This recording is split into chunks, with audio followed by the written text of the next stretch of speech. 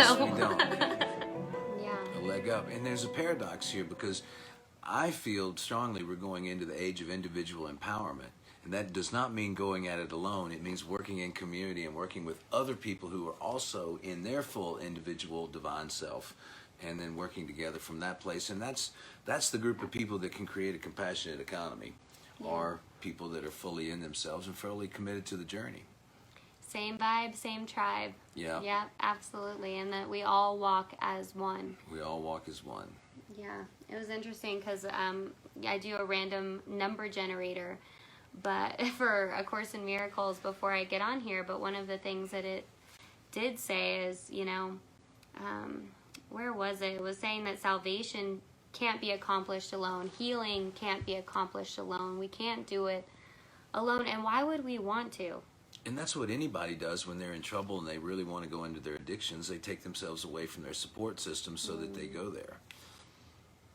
And that's something to have great compassion for.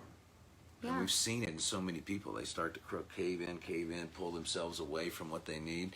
And the antidote is community. It is self-love. It is practice, like you spoke about. And we can use anything at our disposal to help us. There are forces just beyond our awareness all the time that are ready to accept and help and assist. But sometimes it does take us making a decision. Sometimes it does take, for the universe or for spirit to align with where we're trying to go. It really helps if we know where we're going, because a conflicted mind produces conflicted results. And one where there's not really a win-win, because I want multiple outcomes where if I got one, that would mean I didn't get the other. And it ends up not being a win-win situation compared to if we allow ourselves to get to a place of clarity. And sometimes that means silence. Sometimes that means sorrow. Sometimes that means grieving. And worry is a form of prayer. I mean, whatever we're beaming out at any given moment, we can think we're justified at being mad at somebody that we have a story that they wronged us, but if we're constantly mad about that situation, guess what? We're broadcasting out to the universe our anger and that things aren't fair and that I've been, taken advantage of, or whatever the story is we want to put to it. And the universe has no recourse but to give that right back to us. So we are people of cause and effect.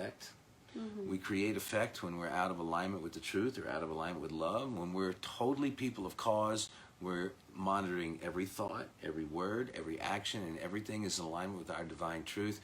Then we can find out just exactly where it is our work is, because when we really dedicate ourselves to being truthful that way, then all of a sudden the ways that we start getting pulled, and we can notice where we need help. Oh, wow, I can't self-correct this one, Megan.